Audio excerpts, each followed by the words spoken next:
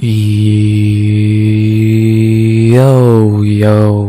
RX back with another recap of UFC St. Louis versus Nascimento.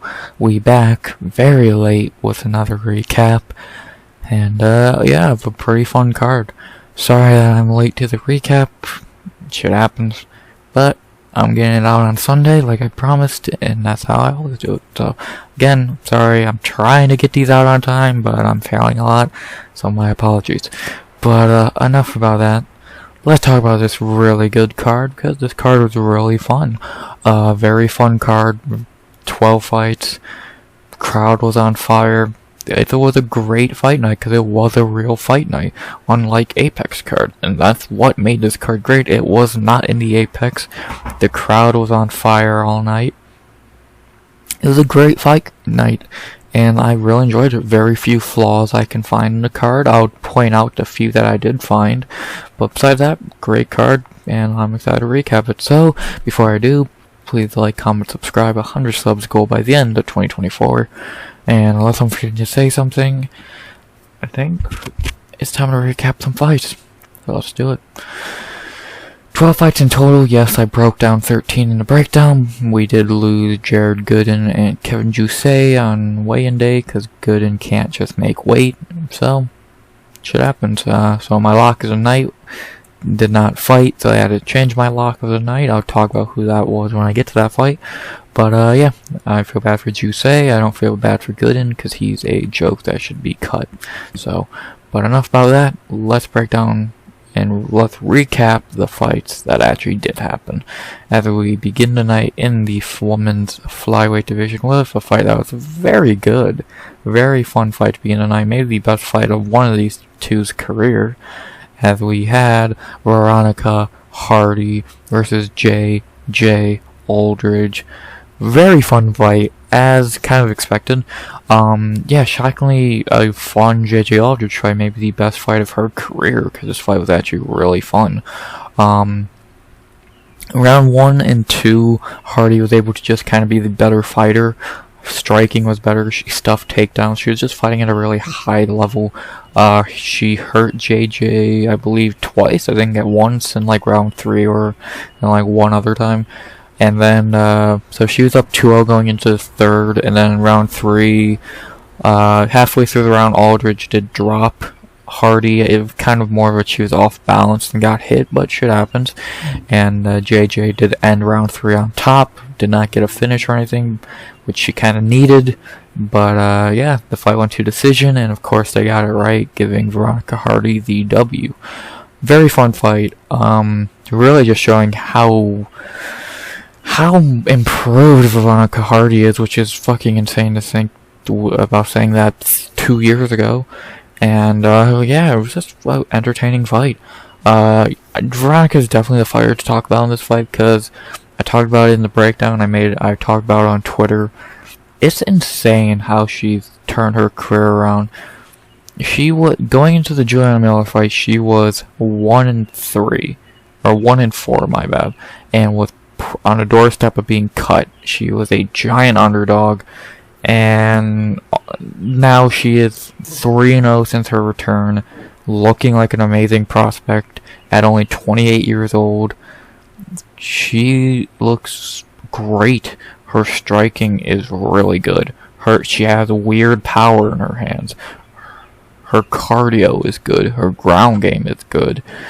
She's a weird fighter. I've never really seen her, like, I would have to really think and look for a fighter that I've seen turn their career around as much as she has, because it's insane. She has turned her career upside down. Like, I've never seen a female fighter no less do. Like, she was looking like she was going to just be another Paige Van Zandt, because we knew why she was in the UFC. I said the same thing in the breakdown. We know why she was in the UFC. It's not because of her fucking skill. 8 years later, she fucking is now a great prospect, and on the doorstep of being ranked, when she was on the doorstep of being cut a year ago. that's a great fucking story, and I'm happy for her. Her and Dan seem like cool people. Dan is a fucking genius. And MMA in general, let alone how he's been able to turn her into a very good fighter. And I hope she keeps going. It'd be so cool to see her get in the rankings. It'd be so cool to see her do, like, if she could get, like, it. Maybe it's shooting for the stars, but fuck, just to see her get in the top 15 would be an insane turn of events. I would love to see it. So, I think it's very possible. If you like right now, if you ask me how I think she does versus some ranked fighters, I think she could beat a good chunk of them. Like, and the women's flyweights a really good division. But I really I think she might beat Maverick. I think she'd beat Lipski. I think she could beat Cortez. She'd beat Araujo. I think she would beat Hebos. Like, she's rarely good. Seminar and Rose, I think she'd beat. She's good.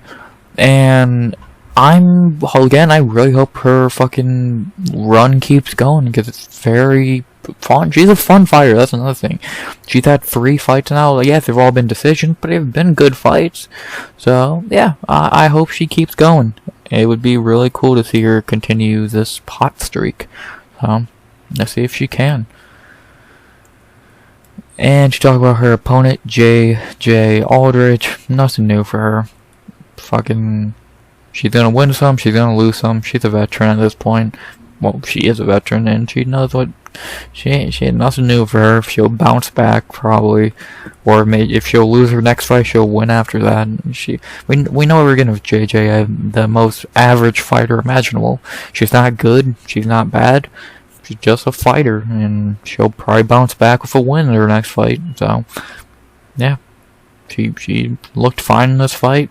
Veronica's just a better fighter. And now to talk about who they should fight next. For Veronica Hardy, I have an idea in mind, which I actually did not know this was already booked at one point, but I think it's time to rebook this fight. Lipski / Da Silva now versus Veronica Hardy. I think it makes sense. Lipski coming off a loss to Carini Silva 2 weeks ago. Hardy 3 in a row. Why not? Like, fuck, they pretty much look like sisters. Yeah, why not? I think it would be a good fight. Makes sense. Like, I think that fight, or Miranda Maverick, but I think Maverick's probably gonna fight Casey O'Neill. So, yeah, I'm down to see her fight Lipski. Like, maybe if the UFC doesn't want to give her a ranking fight, which I could get, who would she fight? I don't know who she could fight outside the rankings. Like, maybe Antonina is right there, or like, I guess Antonina Shevchenko, but I don't really get why you would do that. I think Veronica has proven to be good enough to get that rankings fight she deserves. So give her it. Let's see her fight Lipski. I'm down to see it. And then for J.J. Aldrich, just see what happens next. Got a lot of options. Carolina's right there on a hot streak. Treza Bleda has not fought in a hot minute. So yeah, probably a lot of options. I could see her fighting Luana Carolina. She's won 2 in a row. Makes sense. Sure. I'll say that. JJ Aldrich and Luana Carolina. A fight JJ should probably win. Let's see it. Not very much else to say. Yeah. Not very much else to say. Pretty good fight. Great performance by Veronica Hardy. Just looking like an amazing prospect. And who should they fight next? I like Veronica Hardy versus Ariane Lipski, and I like J.J. Aldrich versus, I guess, Luana Carolina.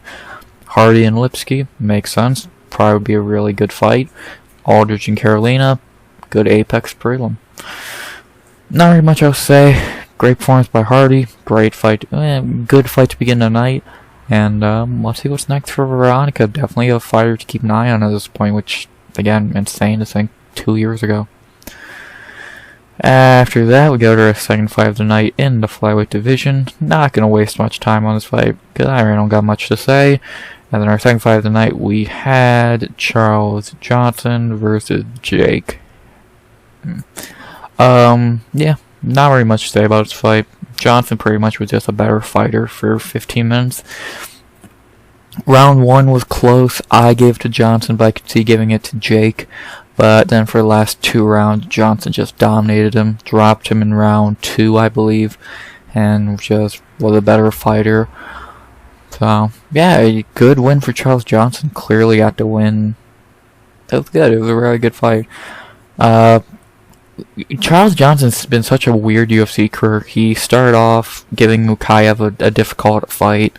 Then he had that awful fight with Zugos that he probably lost. Then he beat Jimmy Flick and probably should have won the O'Day fight. But then he lost 2 in a row and didn't look very good in those fights. But now he's won 2 in a row and took as that's O and just beat Jake. So he's shown a lot of talent, especially in his last few fights. He is looking good, and like only 33 years old, he's really starting to come into his own in the UFC. Like to be honest, his UFC record should probably be. Well, no, yeah, I think it's probably what it should be. Yeah, 4-4, because he probably won these 4 fights, and then he lost the other 4. So, yeah, it seems like he really didn't come into his own until the Flick fight. It really did. Like the Flick fight was his best performance at first, but then he definitely did hit a cold streak of like mad performances. But now he's really coming into his own and looking good. So, 2 in a row now. You could really make a case for him getting a rankings fight. My idea is a rankings fight for him. And yeah, he seems like a really cool dude. Like, I was definitely a hater of him at first. I definitely did not think he was a good fighter, all that. Like, I thought he should have been, no, did I say he should have been cut after this? I might have, I don't remember. But I definitely did pick as that, and I know I said Johnson's gonna get cut after this. But he's really shut me up and made me change my tune on him. Which I respect though. I don't like being wrong, but fuck, if you prove me wrong, I gotta give you respect, and he's proved me wrong. So, respect to Charles Johnson, man. He's looking good. To talk about who he should fight next, the fight I have in mind for him is Mr. number 14 ranked Sue Madarji. Do I see the UFC giving him a rankings fight? Not really, but why not? 2 in a row now, looked great in both fights. Why not? Sue Madarji sucks. I don't know who else you would really have Charles fight. Like, who? You're gonna make him fight another prospect like Park or Clay and Carpenter? Why? Like, Alessandro Costa or Philho? Why? Give him that rankings fight. Let him fight fucking David Dvorak or Sue Madarji. Give him that fight. He deserves it, man. He deserves it. Dude, he had that fucking arena packed at, like, the fucking second fight of the night. Give him Sue Madarji. Sue should not even fucking be ranked. Though, or Dave Dvorak. Either one. Why not? Like, could you, like, do I think they'll do that? No. Like I said, I think they'll probably have him fight either Prospect or do, like, Bruno Silva or Al Nascimento. But I say, fuck, give him fucking Sue Madarji. He's gonna win that fight and he's gonna get a ranking. He deserves it. But let's do it. Charles Johnson and Sue Madarji. I'm down to see it. Let's do it. So, yeah, not very much else to say about this fight. Good fight. Good win for Charles Johnson at home. You love to see it. He deserves it. And who should he fight next? I'd like to see him fight Sue Madarji. Again, I think it makes a lot of sense. I think it'd be a good fight. And I think Charles Johnson would be getting ranked, which is insane to think. Yeah, I wonder about Veronica. Charles Johnson is on the verge of being ranked when he lost 3 in a row, 2 years ago? UFC is so weird. But good win for Charles, and let's see him fight Sue Madarji or David Dvorak. Either way, he wins those fights pretty easily. So, let's see it. After that, we head to our third fight of the night in the welterweight division, the fight of the night, as it did earn, even though this is where the first problem of the night came in, as we have in our third fight of the night, Trey Waters versus Billy Goff. Amazing fucking fight. Could not be a better fight. Round 1, Billy was doing Billy things. He rushed forward, got hit a lot. He was fucking running, like, he's making Trey fight a fight he did not want. He's fighting the way Billy Goff should fight. He was fucking running at him, fucking tiring Waters out, like, trying to get takedowns. It was smart. That's kind of what I said in the breakdown, I believe. He did get kneed while he was down, but the ref just said who cares, which I'm happy about because fuck that rule. And I'm trying to remember who I gave round 1 to Waters. I think Trey did win that round. But then in round 2 and 3, Billy Goff won. Like, Billy Goff won those rounds. He fucking was pushing the pace, making Trey work. He was hurting Trey, like, making him run away. Goff won that fight. And he got fucking robbed in an amazing fight. And it's such a fucking shame they ruined this fight. Like, there's no way Trey Waters won this fight. There's no way it was a 30-27. Billy Goff won this fight. And it's, again, I'm so fucking annoyed I have to say robbery on such a great fight. Because this was an amazing, amazing, amazing fight. Fight of the night, as it deserved. Two prospects going at it, having a banger. You'll love to fucking see it. It's just a shame that I have to say robbery after because they fucking robbed Billy Goff. He won this fight pretty clearly. How the fuck you give Waters this fight, I don't know. Round 1, yeah, Trey Waters won round 1. He did not win 2 or 3, and it's a shame Billy Goff got robbed here because he looked good. He looked good. To talk about Trey Waters real quick. I'm not even trying to shit on Trey Waters. He didn't score the fight. He did it. He fought the fight and he lost. It's simple as that. Like, respect to him. All respect to Trey. Again, I'm not shitting on Trey. He had an amazing fight. Thank you for a great fight. But he did not win. Simple as that. So, he's a good fighter. Trey's a good fighter. Still young. But he did not win that fight. I don't care what anyone says. He lost that fight. To talk about Billy, I don't know what this dude's made out of. He took so many punches. How he only got dropped 1 time, I will never know. Like, dude, this guy's good. This guy's crazy. And he's a good prospect. How long can this style hold up? I don't know. Because his style is literally just run forward and get punched and try and break you. And it worked against Yusaku. It did not work here. He still won the fight, but he couldn't finish Trey. So, I don't know how long his style can work, but if it can keep working, he's gonna be a good fighter, man. Because he's really interesting as a fighter. Only 25 years old.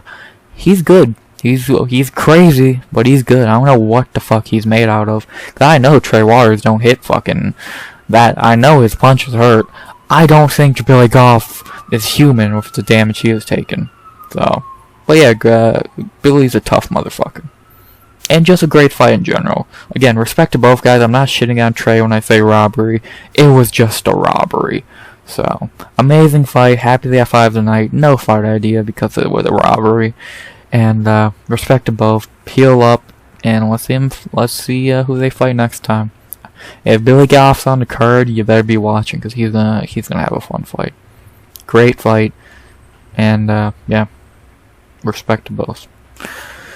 After that, we head to our fourth fight of the night, my bad, in the women's strawweight division, as we had a really terrible fight, to be honest. Definitely the top 2 worst fights of the night, which I'm not too shocked by. These two, I really don't scream a banger, as we had Tabatha Ricci versus Tecia Pennington.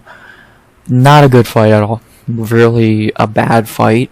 In round 1, it's pretty much them just striking for 15 minutes. At the end, Ricci did get a takedown, but it was like 10 seconds left, so I don't really think it had any value.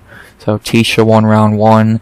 Round 2, for about 4 minutes, Ricci was just holding Pennington against the cage, doing no damage, just failing at takedowns.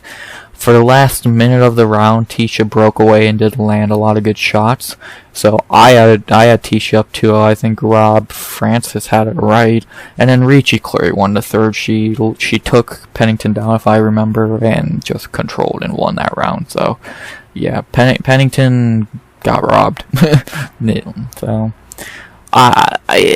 was this better or worse than the Goff robbery?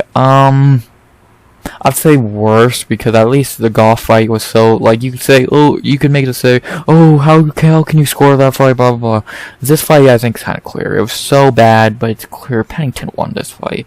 What did Ricci do in round 2? She hugged Pennington against the cage. I'm not scoring that shit. I'm not scoring failing at a takedown for 4 minutes. No.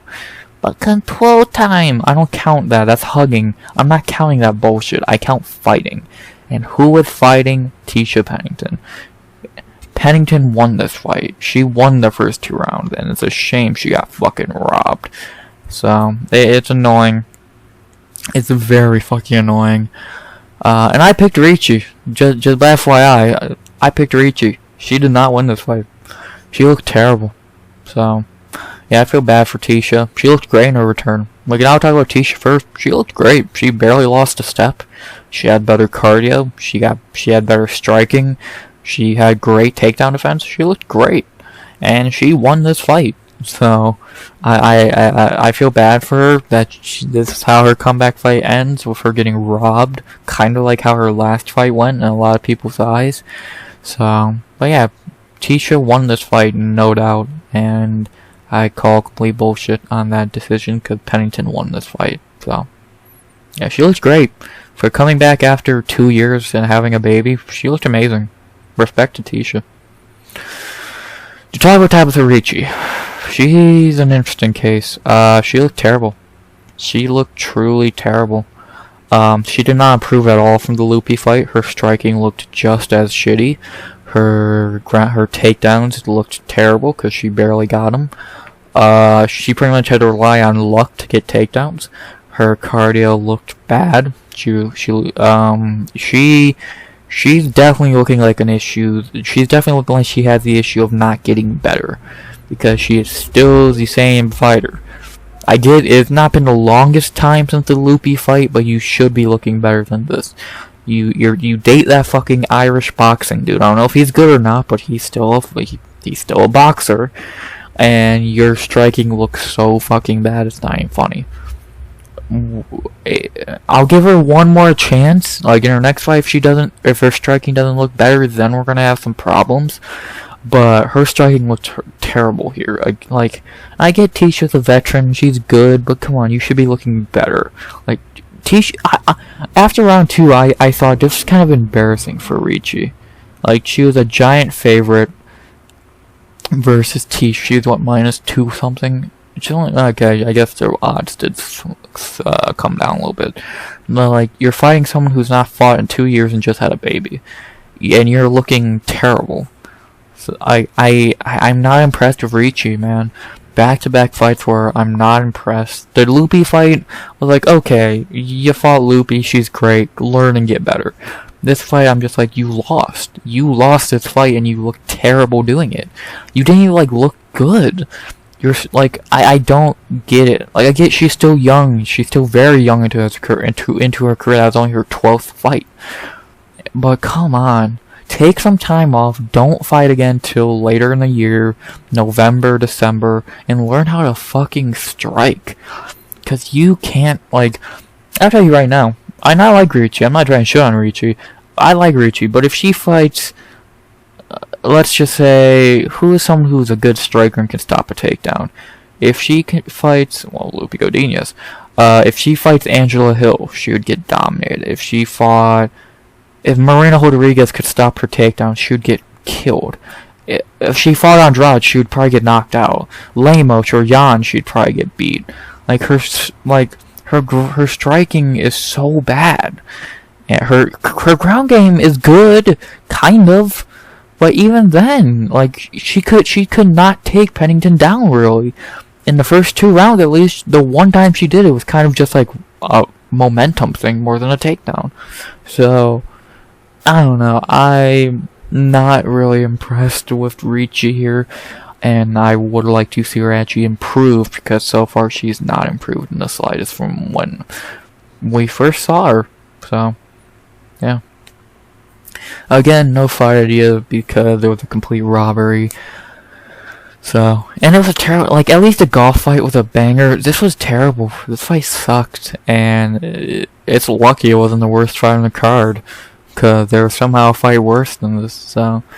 But, yeah, not really much else to say. I feel bad for Tecia. She looked great. She won this fight, and, yeah, fucking robbery, man. Judges, get your fucking heads out of your ass and learn how to do your job. Annoying. After that, we had to our co-main of the prelims, our 5th fight of the night, and our first holy shit moment of the night, as we had to lightweight for Esteban Ribovics versus Terrance McKinney. Wow. Yeah, wow.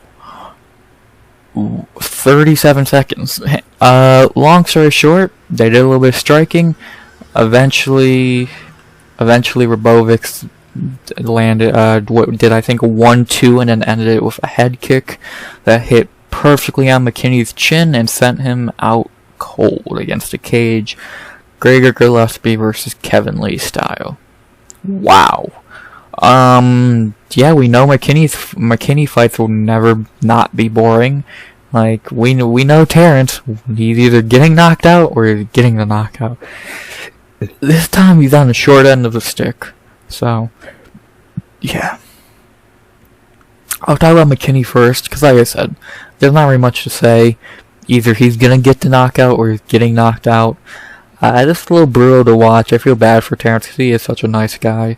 And he's not a bad fighter. He just, I don't know. He's never really improved as a fighter.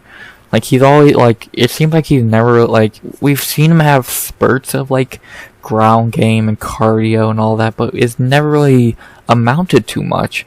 And, like, he's not really, like, outside Frivola, which was on short notice and 7 seconds, we've not really seen him improve and fight anyone that good. Like, his last 3 wins are against guys who I don't even think are in the... Well, no, 2 of them are still in the UFC, but they're cans. Like, every time he fights someone good, he loses. So, I like Terrance. He's a very fun fighter, very good fighter, very nice guy. He's just not improved. Same thing with Ricci. They're just not improving. And I get, like, saying that is... I know it's easier said than done. But after a while, you gotta get better. Like, I keep pointing at her for a reason. Veronica Hardy's a prime fucking example. She started in the UFC at 20 years old. 8 years later, she's improved and got better. You two, Ricci and McKinney, have been in the UFC for a couple years, and they're way older. They're about her age now, and when they start in the UFC, and they've not improved in multiple fights. It's insane, and I think we know what McKinney's career is gonna be like. It's gonna be like a Chris Lieben, or I'm trying to think of Darren Elkins. They're gonna just have fun fights. They're never gonna win a bout. They're never gonna really be ranked, but they're gonna just have fun fights. Either if they're on the receiving end or doing the fun knockout or finish or whatever, and that's all their career is gonna be. It's simple as that. And that, what can you do? That's how. You could have worse careers. Like, I can guarantee you McKinney in his next fight will get a knockout of some can in like 8 seconds or some bullshit, and it'll be cool. So, I don't know. I like McKinney. I feel bad for him to an extent. I know a lot of people shit on him on Twitter for really no reason. He seems like a really cool dude from what I've seen. But he's just not gotten better as a fighter, and it's kind of annoying after a while. So, I hope he improves. I hope he heals up and just get better. To talk about his opponent, Esteban Ribovics. Yeah, what can you say? Fucking looked amazing. 37-second head kick knockout, probably the highlight of the card. Somehow did not get a bonus. You want to talk about robberies? That's the robbery. And yeah, I can't say much besides holy shit. He looked great. I'm excited to see him fight again. The kid has the guy we saw against Loic Ruziboev is not the guy we saw fight last night, because, wow, he looked good. He looked good. And last time I'm forgetting to say something, let's go into fight ideas. For Esteban, I have an idea that sounds like a banger, so why not do it? Nazim Sadikov. You're telling me you don't want to see that fight? I do. I want to see that fight, because it would be a banger. And Nazim Sadikov and Esteban Ribovics, sign me the fuck up. Let's see it, man. I want to see that fight. Now you're telling me that's not a fight of the night? That gives me the same vibes as Slava and Nazim. That's just going to be a banger any day of the week. So let's see it. Both guys are very young. Both only, 13-1 versus 9-1-1.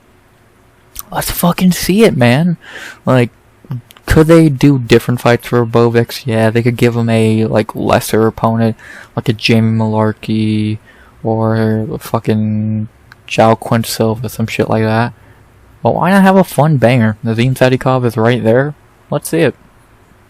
And then for Terrance, I really don't want to give him a fight idea. Relax for some time, heal up, come back later in the year, like October, September, or some shit, and let's see who's on the table.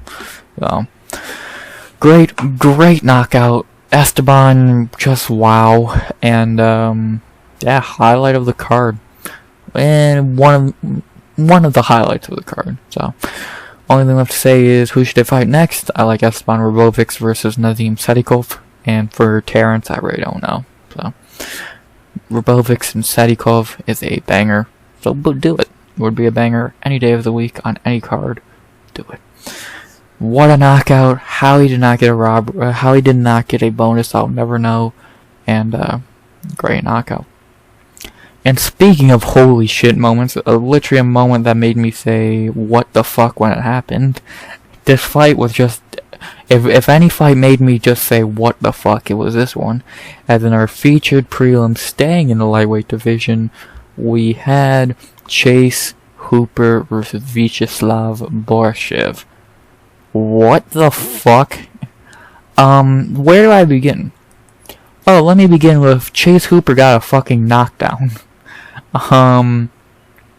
Chase threw a perfect overhand left that landed right on Slava's chin and that dropped him. Chase Hooper got a fucking knockdown. What? Okay, that's the start. Oh, and then for the rest of that round, he looked like fucking Habib, just smashing Slava. Could have easily been a 10-7 round. It was just a mauling, to the highest degree of mauling. Like, wow. And then, round 2 begins. Pretty much gets him down immediately, and the fight continues as round 1 was, just a mauling until Chase finally locked up a Darth choke and Slava tapped. Yes, that was a tap, I don't care. Cry about it in the car. I don't even know what to say. Like, when that knockdown happened, I literally said, what the fuck? Like, I didn't know what to think. Chase Hooper got a knockdown on Viacheslav Borshchev of all people. How? Why? How? I don't know where I begin with this. I gotta start with Chase Hooper. This kid has improved. Yeah, here, another perfect example. This kid has improved so fucking much over the years. It's insane. His first improvement was moving up to lightweight. He was not meant for featherweight. He drains himself too much to make it. He makes his chin's too weak. His body's too weak. He found his weight class at lightweight. Second of all, his striking's actually not bad. His striking's getting better. And I said this in a breakdown. I said this on Twitter. In this fight, what do you think is better? Chase's striking ability or Slava's ground game? And we learned the answer to that question real quick when he dropped Slava. I told y'all, this was not as one-sided as you think it was. On paper, you would think it is very one-sided. But in reality, it was a little I know, and no, I did not think Chase Hooper was going to get knocked down. But I did not think he'd be a complete Planko fucking... I did not think he'd be a heavy bag for Slava. I think he would give a fight, and he did a little more than give a fight. He beat the shit out of Slava Claus.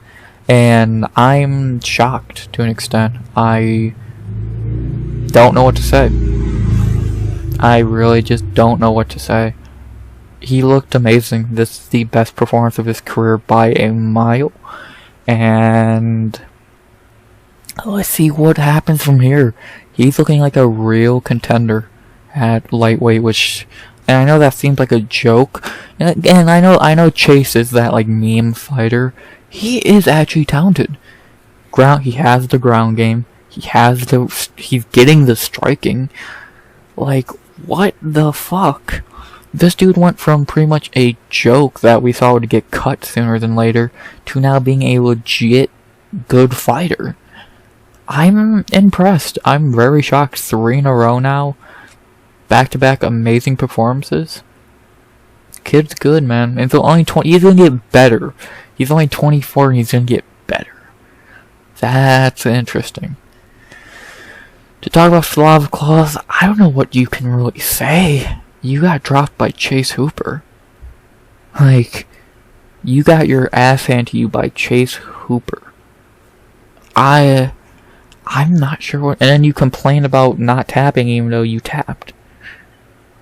Don't know what to say. I'm impressed by Chase. I don't know what to say about Slava. Peel up, you grew a fucking tit on your head, and let's see what's next for Slava, because we won't see him again for a minute because he took a beating. That was like Marina Rodriguez, Michelle Waterson level beating. So we'll see what's next for Slava. He's gonna be off for a minute, but we won't see him again this year, I don't think. Maybe if we do, it's gonna be later in the year. So I don't know if he underestimated Chase's striking or what, but wow. Only thing left to say now is who should they fight next for Chase Hooper. I do like this idea I found, which I do think makes a lot of sense. And that would be, no, not Paddy Pimblett. I would love to see it, but no. Ferreira, another dude who's won 3 in a row, another very tall lightweight, exact same height as Chase. Why not? I think it makes sense. Let's do it. Might not be the most exciting fight in the world, but I definitely think it does make a lot of sense. Both are on a 3-fight winning streak. Both are really tall, 6'1" lightweights. Let's see it. Would be a real test for Chase. I think it might be his hardest fight at lightweight up to this point. If he can pass that test, we could be talking about him getting a top 15 fight. But I think that's definitely a good fight for him. I think I would like to see that fight. I think that's a very interesting, tough fight, and so let's do it. And then for Slava, heal up, and who knows when he's gonna fight again. No fight idea for him. Just heal up, and we'll see we'll see you when we see you again, because you ain't fighting anytime soon after that beating. Jesus Christ. But not very much else to say. The what the fuck moment of the night was definitely this, and I respect it. Chase shut everyone up about him not having striking, and yeah, I'm happy for Chase. I've been a fan of him for a while. I've seen every one of his fights, and I'm happy that he's improved, and he's not like Terrance and Ricci, who are not improving at all. He actually has improved. So we'll see how far he can go at lightweight. I really think I could see him being top 15, dude, as crazy as that sounds. He has all the abilities. So, let's see how far he can go. But, who should he fight next at lightweight? I would like to see him fight for Ziam. I think it makes a lot of sense. It would be a really interesting, stylistic matchup. Let's see how he'd pass that test. So, yeah, not very much else to say. Great performance by Chase Hooper. What the fuck moment of the night. Looking like a real lightweight contender. Never thought I would say that. So those are the prelims. Pretty good prelims. Outside the Ricci fight, no bad fights. Veronica was fun. Johnson was fun. Waters was great. Esteban was amazing. Hooper was insane. Yeah, the Ricci fight was the only bad fight. And then the only thing I can not be happy about with prelims are 2 robberies and a bad fight in general. Besides that, we had a great knockout, a holy shit moment, and 3 other good fights. Can't complain. But now we go on to the main card, which I definitely have a little more to complain about, but not much more. Pretty much the same things as the prelims. So, I'll start the main card. As we begin in the heavyweight division with a fight that went kind of as I told you it could go, and I'm not shocked that it did go this way. As we begin the main card in the heavyweight division with Waldo, Cortes-Acosta, versus Robelis, Despaigne. Well, I did tell y'all that the fraud checking could happen, and guess what happened? He got fraud checked. Long story short, for 15 minutes, Waldo laid on top of Despaigne. Like, yes, Robelis did land a couple shots. He landed like a nice front kick a few times and all that, but nothing that put Waldo down, and Waldo got the win. You can't even be mad at Waldo here. He fought the perfect fight. Despaigne had no ground game. And, of course I'm gonna talk about Despaigne first. Yeah, he's a fraud. He sucks. He's terrible. He has no takedown defense. He has no get up game. He has no gas tank. All he can do is knock you out in about a minute. After that, yeah, he sucks. So add him to the fraud list. I told y'all it could happen. I had a feeling it could. You can fucking look in the breakdown. I didn't say it would happen. I thought it could, and it did. So I'm not saying I told you so. I'm saying I told you it could happen. So if you're surprised by this fraud checking, you shouldn't be. Dude was 5-0 at 35 years old and had never really fought anyone with a bit of talent. So yeah, not very much else to say. For Waldo, nothing to say. I can't hate on him. He fought the perfect fight. How you gonna be mad at the dude for fighting the fight he had to fight to win? No, I'm not mad at him. Was it a boring fight? Yes, it was the worst fight on the card. But am I gonna be upset at him for fighting smart? No. He did exactly what he had to do to win this fight and fraud check Despaigne. I'm not mad. Like, yes, would I have rather seen Robelis get the knockout? Of course. But to see him get fraud checked, what can you do? It happens. You ain't good, bro. You ain't good. Simple as that, man. I can't hate on a dude for fighting smart. Yeah, I think it was last week or the week before that, I said smart is boring. It is. I would rather have seen Waldo get knocked out and Despaigne still be a fraud, but not get fraud checked, yeah. If that makes sense. But it was his time to get fraud checked, and he was. So, respect to Waldo. He fought the perfect fight. Good win. Only thing I have to say now is who should he fight next? For Waldo, give him a ranking. Give him just give him a ranking in general. Take away Nascimento's ranking and give it to Waldo. Who could he fight? I don't know.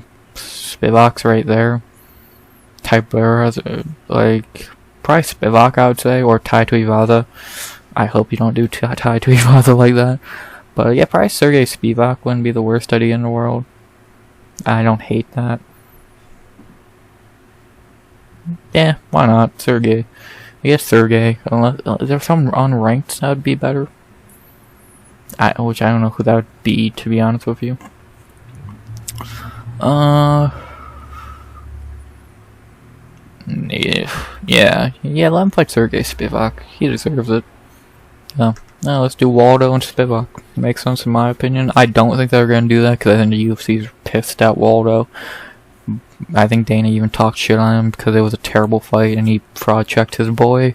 But I would have him fight Sergey Spivak. I think he earned that. So, yeah, not very much to say. Respect to Waldo. He did what he had to do to win. And for Robelis, go back to KOing tomato cans and probably you're gonna be in the Apex soon enough. So, yeah, not very much else to say. Respect to Waldo. After that, we head to our second fight of the night. In second fight of the main card, heading back to the featherweight division for a fight that continues the robbery streak and the hometown robbery streak, as we have Sean Woodson versus Alex Caceres. And we have our third robbery of the night. This is a good fight, but it was definitely a bullshit robbery. In round 1, Woodson was able to just fight at range and pretty much pick apart Caceres at will. But then round 2 happened and Caceres really found his strategy, get Woodson up against the cage, dart and land some nice hooks to the body and head, and that's what he did for pretty much 2 rounds. Woodson pretty much just ran away for 2 rounds. Caceres pushed the action, landing better shots, and he won this fight. Woodson for 2 rounds ran away. I really don't know how you give Woodson this fight outside of it was in St. Louis, which is his hometown. Outside of that, he did not win this fight. Woodson ran away. Like, Caceres picked him apart with fucking perfect body shots and hooks and kicks. Like, yes, Woodson did land some nice shots. It wasn't completely one-sided. But who landed the better shots? Caceres. Who was pushing the pace? Caceres. Like, who was fresher? Caceres. It was a clear win for Bruce Leroy, and it's a shame he got robbed. Only because it was in St. Louis, just like Ursig last week. I feel bad for Bruce Leroy, man. A legend like that, a legend like Bruce Leroy getting robbed is bullshit. I really don't got much else to say. I'll talk about each fighter a little bit. For Woodson, he does have talent, but he did not win this fight, and they gifted him a bullshit decision. he got the hometown Pantelja bias. He's not a bad fighter, but he did not win this fight. And for Caceres, I feel bad for him. It's bullshit to see a legend like him get robbed. And back to drawing board. I feel bad. He got fucked over. A legend like Bruce Leroy Caceres should not be getting robbed because it's in the other guy's hometown. He should not be getting robbed in general. Fucking show some respect to the legend. Not really much else to say. Good fight. Terrible decision. 3 robberies in one night. And to be honest, I say this is the worst one just because it was so predictable and it was clear hometown bullshit. So, yeah, I got nothing else to say. Robbery. I feel bad for Bruce Leroy. No fight idea because it was a robbery. After that, we had to our third fight of the main card, and wow, this didn't go how I expected. I don't think it went how anyone expected. As we had in our third fight of the night in the lightweight division, Diego Ferreira versus Mateusz Rębecki. Wow. I did not know we were getting 2 fraud checkings tonight. So in round 1, Rębecki fought pretty much like an idiot. He just rushed forward and tried to knock Ferreira out. He did drop him, but Diego did survive, being the veteran that he is. And then in round 2, Diego woke up and started beating Rębecki up pretty badly. Definitely won one going into the third. And round 3, Rębecki was dead tired, bloody, beat up. One of his eyes were shut. And round 3, he just got his ass beat. Eventually did get finished with, 9 seconds left. A little late. Should have been a little should probably been stopped a couple minutes earlier. But, yeah, Diego got to finish late. He was easily going to win probably a 29-27 decision. And, yeah, man, Diego Ferreira, 39 years old, and you couldn't tell. He looked amazing. Like, wow. Yeah, I'm talking about Diego first because, wow, that's the best performance I've ever seen from Diego.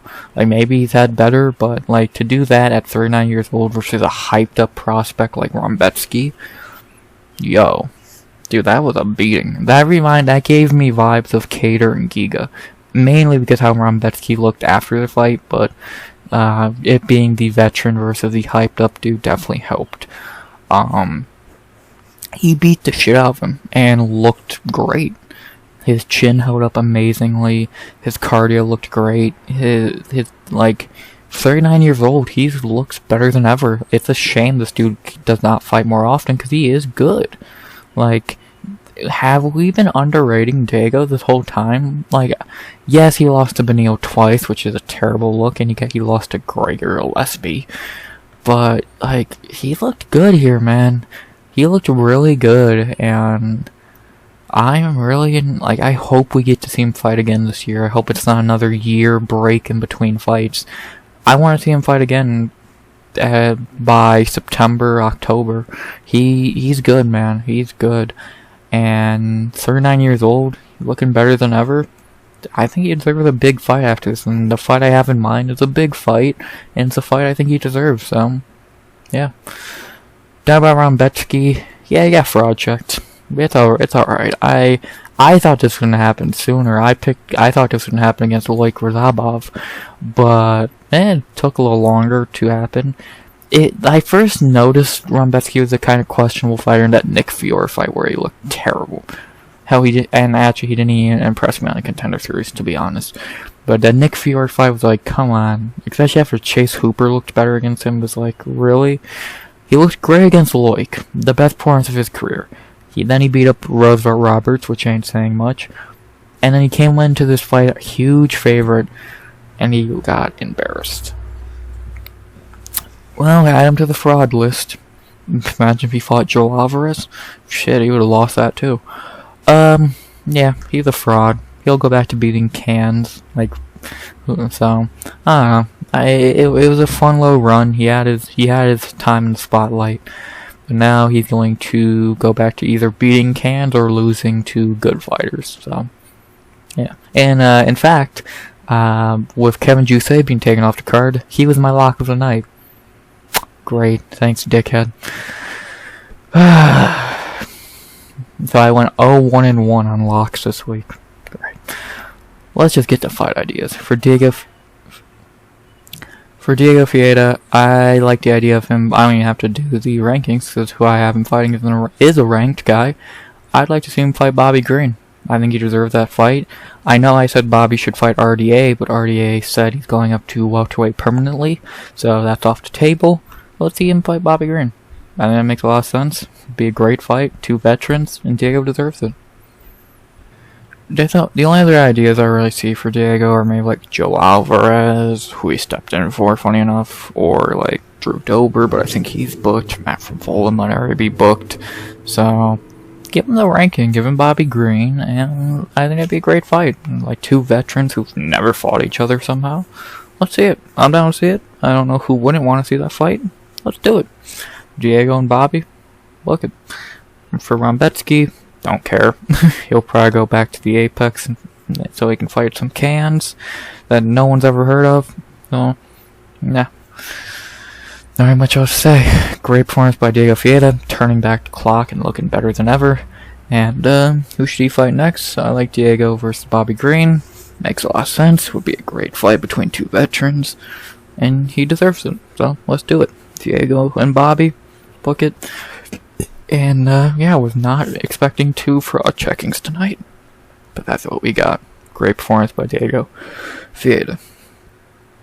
After that, we had to our fourth fight of the main card. Another quickie, and even quicker than the last one, as we had to light heavyweight for a banger that went 12 seconds between Carlos Ulberg versus Alonzo Menifield.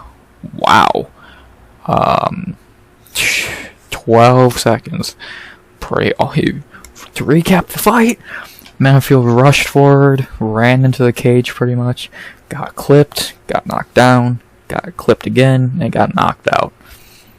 It took me longer to explain what happened and how it actually happened. Yeah. That's all that happened. Wow. Of course I gotta talk about Carlos Ulberg. He is good. He's just on a fucking... I don't even know what to say. He's just in his fucking element lately. 6 in a row at light heavyweight. Fighting, like, guys like Negamarianu and Menifield. That's pretty good, man. I get, like, 4 of those wins are versus cans, but to, like, flatline guys like Menifield and Negamarianu like nothing, that's impressive. And he's looking like a real contender. Like, he's looking like he's really gonna be one of those guys to, like, he looks like he's gonna be joining Yuri and Ankalaev and fucking those guys in the top of the division. He's good. He's fucking good, and I'm really interested to see how he keeps climbing the rankings. And now he's finally gonna be ranked completely, because I think he was ranked at one point. But now he's gonna be ranked, like, highly. He's gonna be, like, I think 11th. So, let's see how he does when he has to fight someone higher up the rankings. So, gonna be interesting. Ulberg's a problem, man. He has good cardio, he has good striking, he has a ground game. He's good. He's young, 33 years old at light heavyweight, ain't shit. He's good, man. Let's see how he does as he climbs the rankings. Talk about Menifield. What can you say? He fought for 12 seconds. We know what we're getting from Menifield. A dude who's good, but he's never gonna be good enough to be a top guy. So he'll bounce back from this, probably go on another winning streak. But yeah, he got clipped. He fought stupid, and he paid for it. So yeah, not very much else to say. He'll be back. Probably getting another win sooner than later, because he is a good fighter. But he is old. He is 36 years old. So he's getting up there in age, but it's light heavyweight. He still has some time on the clock. And yeah, he'll be back. All I'm left to say now is who should they fight next? For Carlos Ulberg, I actually have a pretty, maybe out there idea that I doubt actually happens, but I'll say it anyway. I think he should fight Alexander Racik. Hear me out. Outside of Racik, who could he fight? He's out the rankings. He's booked. I don't want to see that fight. He should fight Smith and vice versa. He just KO'd him. So that leaves not many people. These three are booked. I think it's either Krylov or Racik. I think Krylov should fight Jan. So, let's do Racik and fucking Ulberg. Racik coming off a loss to Yuri. Why not? I think that makes a lot of sense. I think Ulberg is more than ready for a fight like that. Hell, I'll pick him to win that fight, to be honest with you. Let's do it. Ulberg and Racik. Let's see if Ulberg is really let's see if he's really there, if he's really that guy. I'm down to see it. Let's do it. Then for Menifield, he'll still be ranked, but he's gonna definitely drop down to rankings a bit. He could fight a lot of guys. He could fight Azamat Murzakanov. He could welcome someone into the top 15. But, yeah. I'll say he probably should fight Murzakanov, because that's the only guy ranked under him now that's not booked. Because Ryan Spann will be out to rankings. So, yeah, he should probably fight Azamat. He'll probably lose that fight.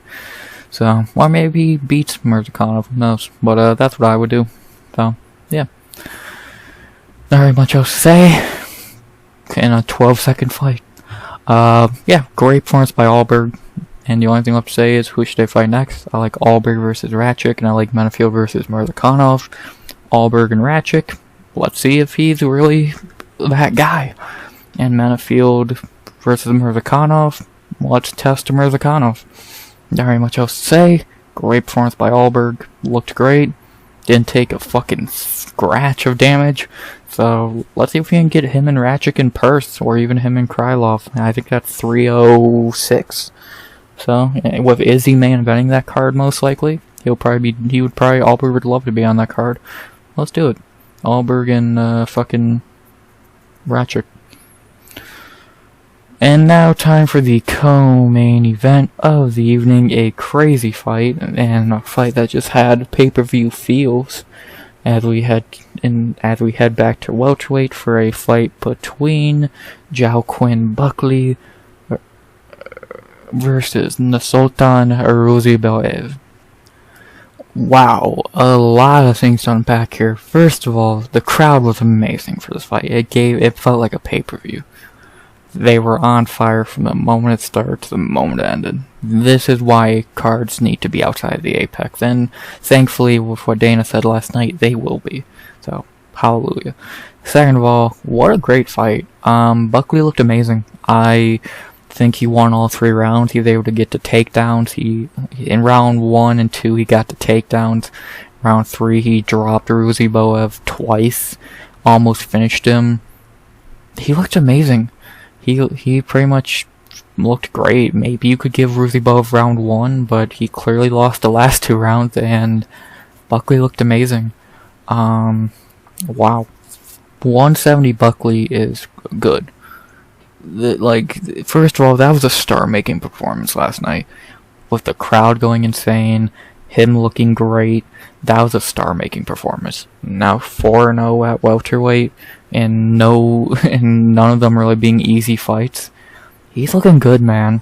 and now he deserves to climb up the rankings. And I think we all know what fight they should do, and I'll say it in a second. But yeah, he's good.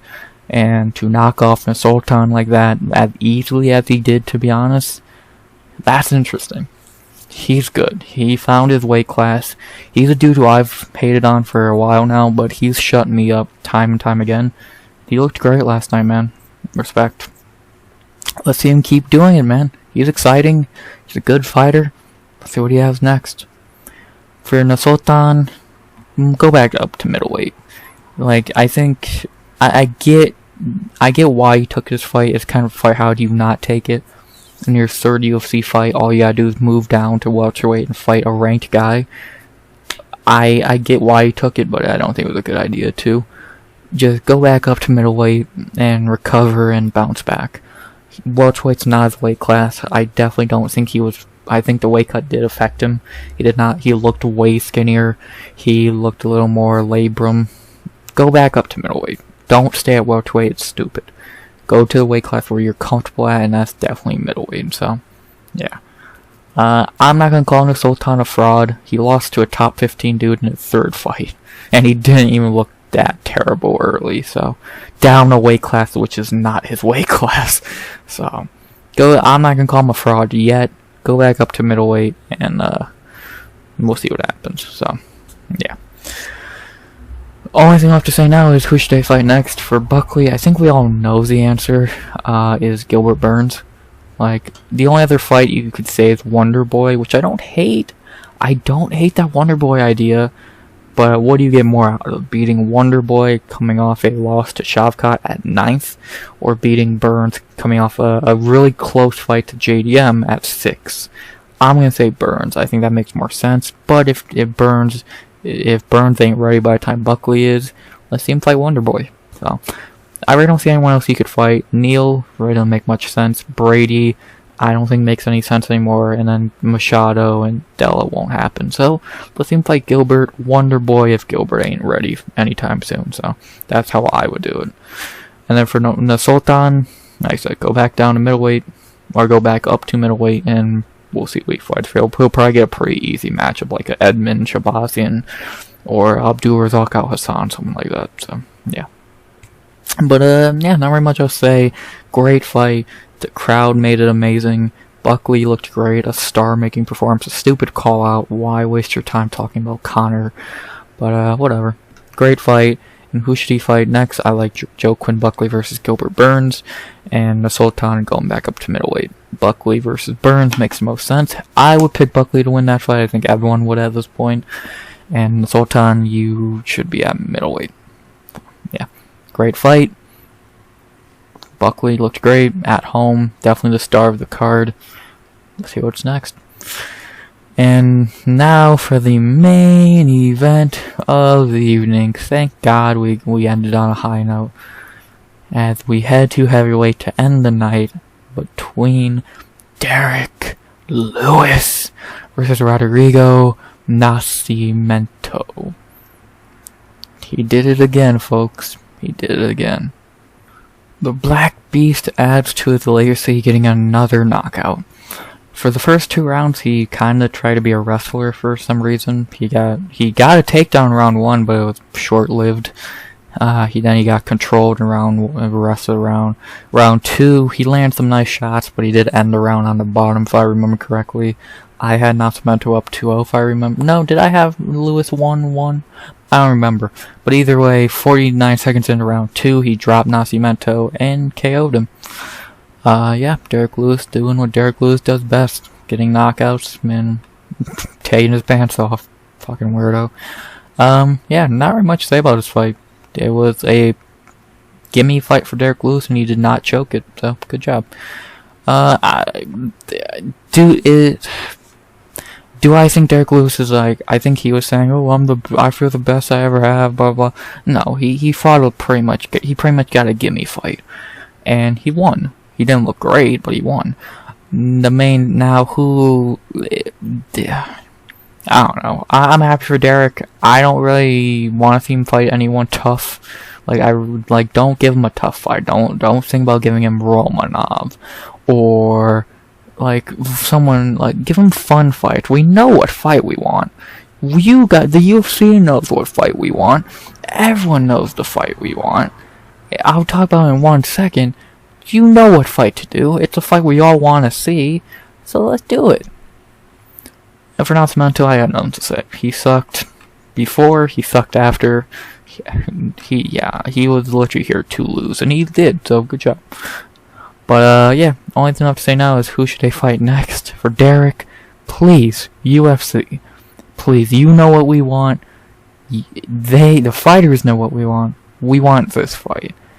Derrick Lewis versus Jairzinho Rozenstruik. Give us this fight. Please. We need it. We got Derrick and Ty. That was amazing. We need Derrick and Jairzinho.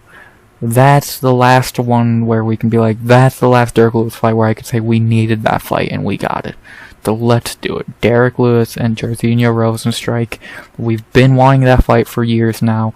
It's the perfect time to do it. They're ranked right next to each other. They're both coming off wins. Do it. I don't care when. Make Jairzinho wait as long as possible. Just do Derrick and Jairzinho. Put it on a pay-per-view. Make it a fight night main event. Whatever. Book it. For Nursulton, no one cares. So, but yeah, I'm happy for Derrick Lewis. 39 years old, still knocking people the fuck out. And yeah, I'm happy for him. Who should he fight next? Of course, he should fight Jairzinho Rozenstruik. I think we all agree on that. So let's do it. And nothing really else to say. Happy for the Black Beast, still doing what he does best. Boom. That was a card. How did I do on picks? I went 7 of 12, not really. 8 perfect, 490. Really, I got 8 right, because I got Billy and Caceres right, and I got Ricci wrong, so that'd be 8. And then that'd be 5 perfect, and however many more points that'd be. So, yeah, 8 right in reality without robberies. I'm not mad at it. The only ones I got wrong were Rębecki and Despaigne. Both were frauds. McKinney was biased. And Ricci just looked terrible. So, yeah. The bonuses. 5 of the night went to Billy and Trey. Performance bonuses to Ulberg and Diego. How the fuck did Ribovics not get a bonus? There's like Hooper. I saw people say should have got one. I'm okay with him not getting one. Like Derrick Lewis, I think should have got one. But if you're only gonna give 2, it should have been Ulberg and Ribovics. Like, come on. How do you not give Ribovics a performance bonus? That's bullshit and you know it. So, besides that, yeah, Diego deserved it, Ulberg deserved it, 5 of 9. You should have probably gave a lot more bonuses. To be honest, you could have gave 1, 2, 3, 4, 5 performance bonuses in my opinion. They were never going to do that, but they could have. But, yeah, I think you should have got how Ribovics didn't get one is bullshit. And then the last thing to say, if you missed a card, what would I say you should rewatch? Rewatch everything besides Ricci and Waldo. Like, everything else was good. Like, even the 3, even the Woodson fight being a robbery, that was still a good fight. Johnson was not the best fight in the world, but that was still good. And everything else was great, so, yeah, watch it. It was a good card. Like, 10 fights were good, only 2 were bad. And even those 2 fights, yeah, it happened. So, yeah, it was, again, for a fight night, it was great. It was a really great card, and hard to really complain. The crowd made it special, and this card is another, it just continues to show why UFC cards should never happen in the Apex. Imagine this card in the Apex in front of 2 people. No. We want real fight nights, and again, from what Dana said last night, Apex cards are thankfully going to end. There's only 4 lined up as of right now. I doubt they'll book any more. So after those 4 happen, I don't think we're getting any more Apex cards, and I'm happy about that. So, yeah. Sadly, next week is an Apex card, a terrible one at that, but now that we know they're ending soon, I think that'll make them a lot more bearable. So, I hope.